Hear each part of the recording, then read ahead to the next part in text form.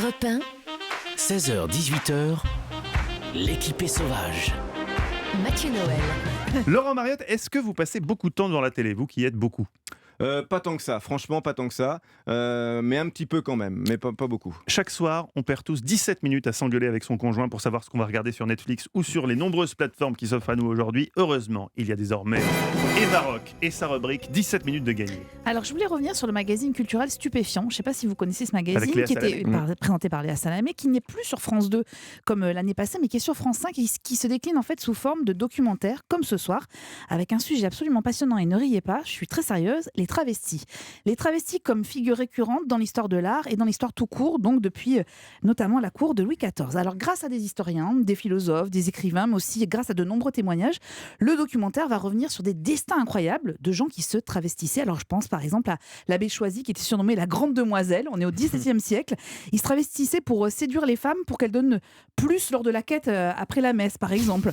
Vous allez voir évidemment Georges Sand qui se baladait en tenue d'homme, alors que le port du pantalon était interdit à Paris.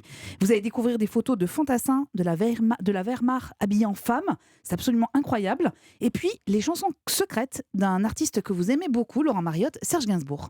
Il est très étroitement lié au milieu travesti, Gainsbourg, parce que il a travaillé chez Madame Arthur, il remplaçait son papa au piano, et Gainsbourg, ses premières chansons, il les a composées pour les travestis avec lesquels il travaillait.